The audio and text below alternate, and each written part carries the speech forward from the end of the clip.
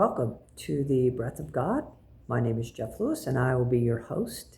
This is a YouTube channel dedicated to studying the Bible from Genesis to Revelation. And today we'll continue our study in the topical subject of the prophetic. This is a 5-part study looking into how the prophetic is initiated, developed, and transitioned. I did this study because I wanted to take a closer look at prophetic ministry.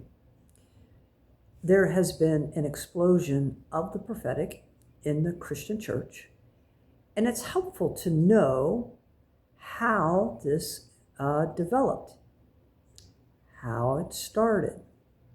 This also helps a person to know in what context are they operating in. In the initial lesson, we looked at the 4 movements, the prophetic pioneers. And today we'll take a look at prophetic ministries, followed by prophetic families.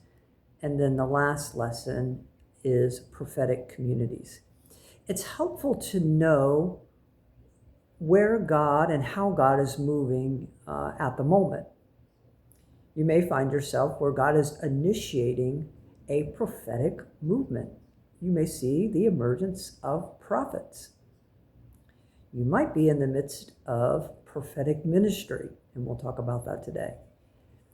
Or the formation of prophetic families and prophetic children, and the furtherance to prophetic communities.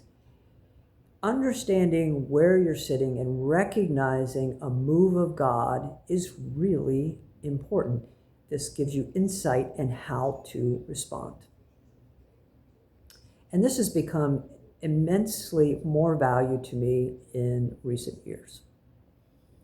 So today we'll look at prophetic ministry, and this is really the time of Samuel. So last time we looked at the time of Abraham, Moses, and Miriam. So there are about 1,000 years between the time of Abraham to the time of Samuel. And during this period of prophetic pioneers, you see prophets intermittently appearing.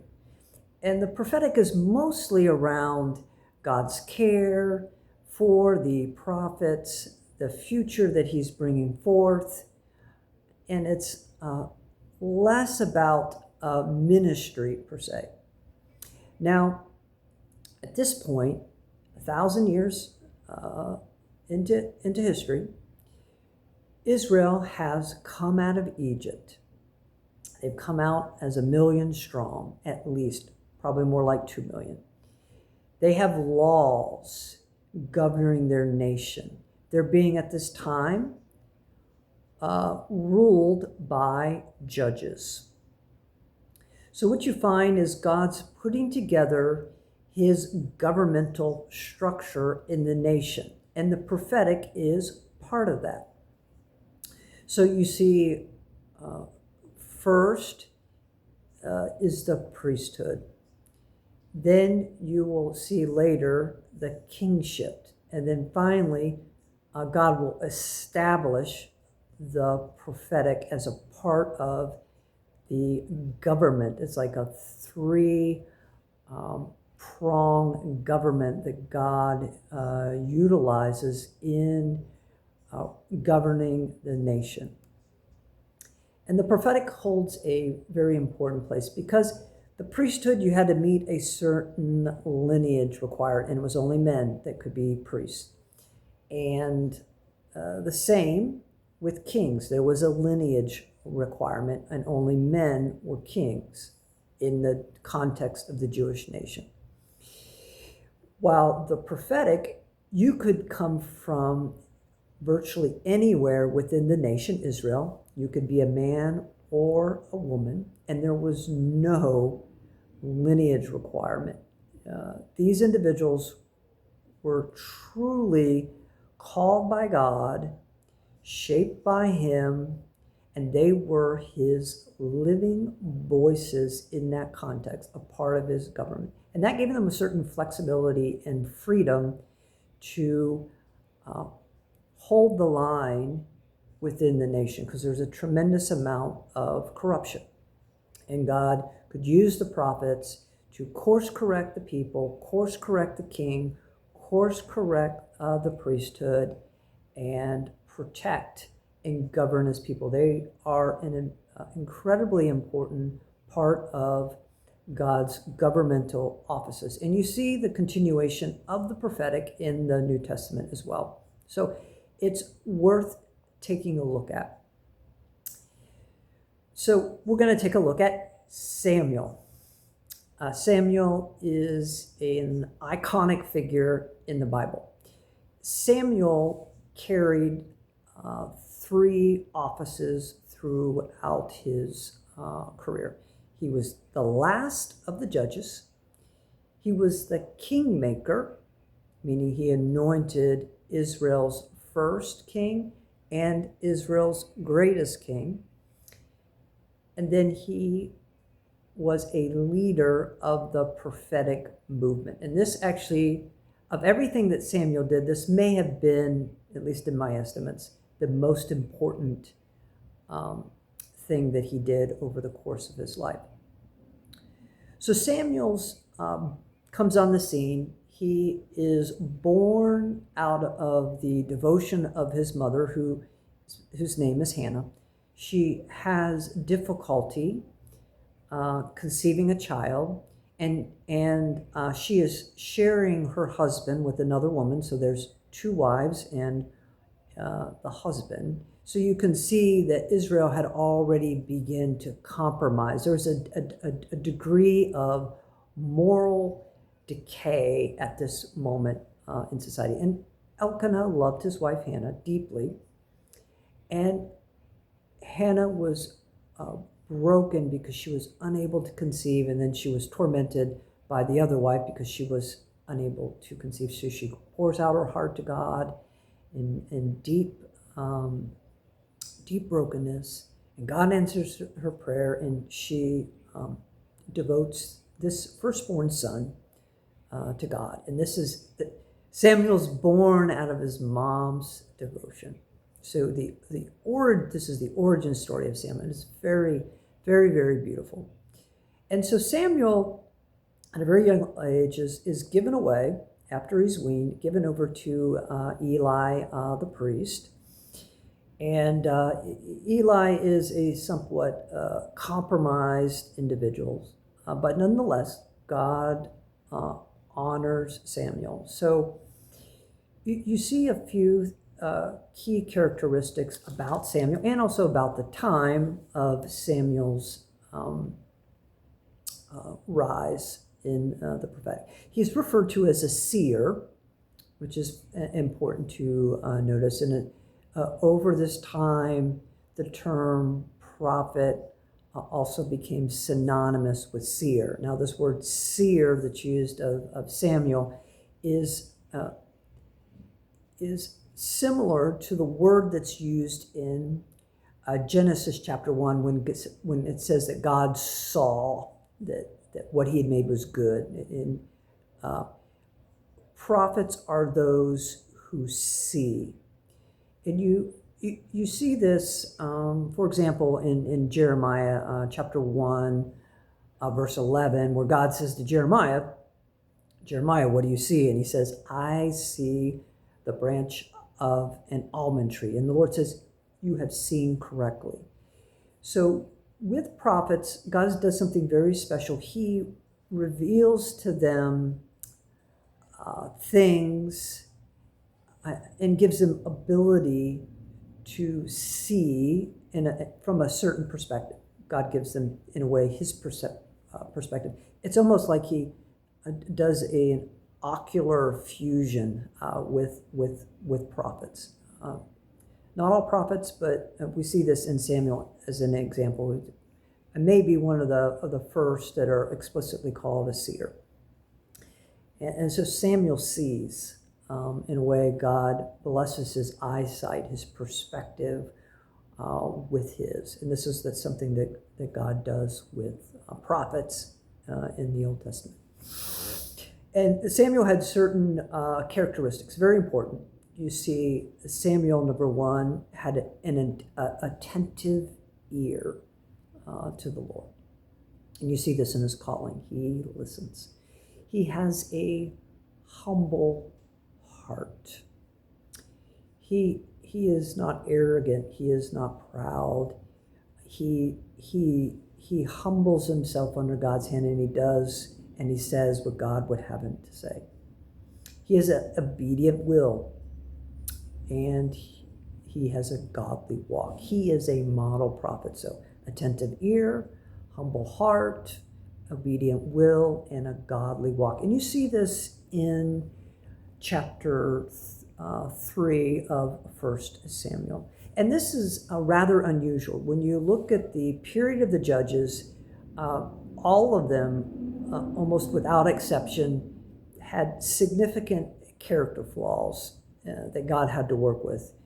And it was very difficult to create a consistency. A lot of these individuals, when you look at the judges, they're somewhat unstable and unpredictable. And this is what God has to work with. But Samuel, we see a model prophet, one that can be a prototype for a new kind of representative in God's government. And this is what Samuel represents. And then you look at chapter 3 in 1 Samuel, verse 1. And this is descriptive of the period of time. It says, the boy Samuel ministered before the Lord under Eli. In those days, the word of the Lord was rare. There were not many visions. So the word of the Lord was rare, and there were not many visions. Why were there not many visions? There can be many explanations for this, but a key one, I think, is God needed a fit vessel to use.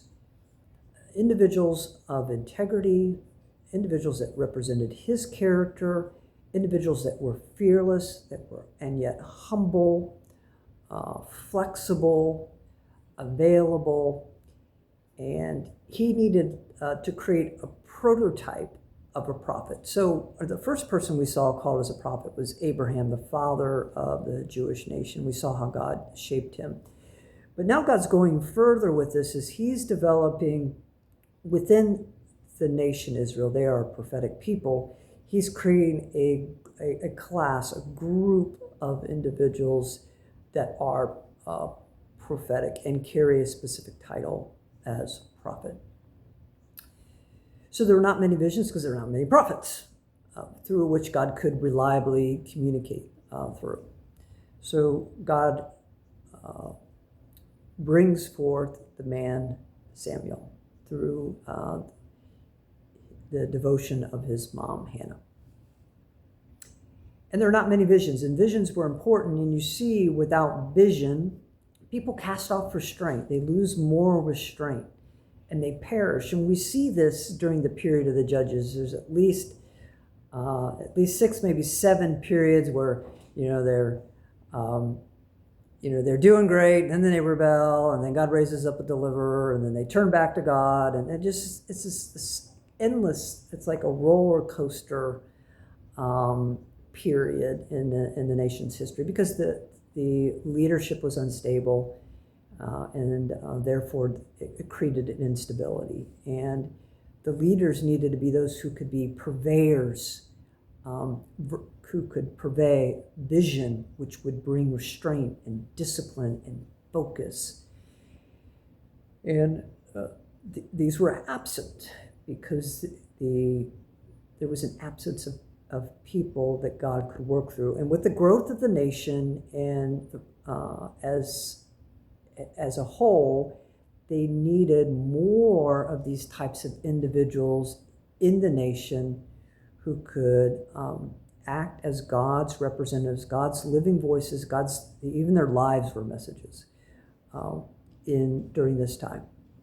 So we go a little bit further into Samuel's life, and we get to 1 Samuel chapter 10, and this is when Saul is anointed as king. And you find this phrase, it appears for the very first time in the Bible. It appears in verse 5 and verse 10 of chapter 10 in 1 Samuel. It's the procession of prophets. Up to this time, we had only seen intermittent prophets. And the prophetic was mostly about how God was going to take care of them and how God was going to bless them and how God was going to use them. Now we see the prophetic ministry in a procession of prophets. This is the first time that prophets appear in a band or a group. And their first act is to confirm the kingship of Saul. So prophets, in a way, are God's instrument to determine kings. They're the kingmakers. That's part of their job, is to identify governmental authority. In this instance, the king, which would be like the executive branch in the nation. And it's amazing how they appear on the scene. So we ought to take a look at this. I'll read chapter 5. Okay. After that, you will go to Gibeah of God, and this is Samuel speaking to Saul, where there is a Philistine outpost. As you approach the town, you will meet a procession of prophets coming down from the high places with lyres, tambourines, flutes, and harps being played before them, and they will be prophesying. The Spirit of the Lord will come upon you in power, and you will prophesy with them, and you will be changed into a different person. So we get a snapshot of a point in time that gives us a bit of a picture of what these bands of prophets were like. They were on the high places. This is important. High places were the places where people communed with God, or God's, small g. It was a place of authority. And it's here that they would make intercession and sacrifice and prayer. They were intercessors. They were burden bearers. Also, they had people that played instruments for them, and they prophesied in the context of worship and music. There's an exuberance and a joy about this band. They also practiced prophecy together as a group. In a way, they're also the standard bearers of God's character and His Word, and the move of God in the moment. And you find them. It's really interesting. So Saul joins them, and just as Samuel had said would happen, Samuel prophesied, and Saul runs into these prophets, and he's changed, and he starts prophesying. It was so dramatic that people were saying, Saul's among the prophets. Saul's like a prophet. And so prophets are a devout community. They're intensely worship, and they're a very close group. You see this band, they just kind of move around together, and this is a theme which you see throughout the book whenever you have a band of prophets.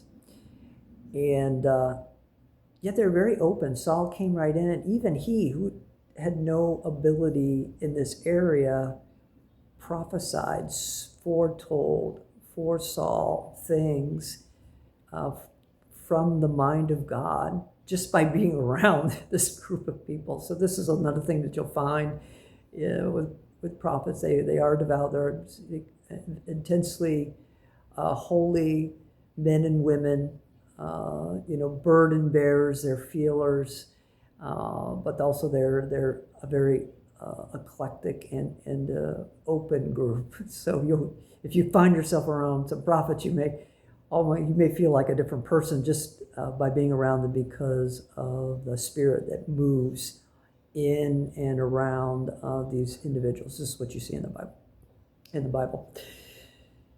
So this is really amazing. And Samuel is important in this case. It's my opinion that Samuel was the one who organized the prophets, probably trained them. And you find this also in other books of the Bible that refer back to this period. If you look at Acts 3:24 and you look at Hebrews 11:32, these two scriptures in the New Testament point back to this period of time, and both say from the prophets onward, referring to Samuel and the prophets, indicating or at least alluding to the fact that Samuel was the figure that was instrumental in organizing, training, and developing the prophetic movement. So now we see the movement going from just intermittent individuals to a group of prophets together, moving together, prophesying together, practicing together, worshiping together, interceding together as a band, engaging. Actually, now you see a forward progression in the prophetic. It's not about my needs, my concerns, my future. It's actually administering to the nation. Now, this is a forward movement of the prophetic. There's actually ministry is beginning to take place. Now we see during the time of Samuel, and he's the one that organized this movement and advanced it to the next phase. And to the next phase is we see this go from just a band of unrelated people engaging in ministry to turning into families, prophetic families. And this is very exciting. We see this under Elijah, and that's what we'll talk about next. We'll talk about prophetic families. So thank you for joining me at the Breath of God, and I hope this lesson has been a blessing to you. And dig into this. This is there's a lot of gold here, especially when you look at the 10th chapter in the book of 1 Samuel. And there are more nuggets about the prophetic band or prophetic procession of prophets. And I hope this gives you insight. Hey, if you recognize, wow, I'm around a band of prophets. If you see some of the things that happened to you, like Saul, and you see some characteristics, it can be an indicator of a healthy and a godly prophetic movement that you may find yourself in the midst of. And you want to recognize it. And you will be blessed if you hang around with these types of individuals. And I thank you again for listening to the Breath of God. Have a wonderful day.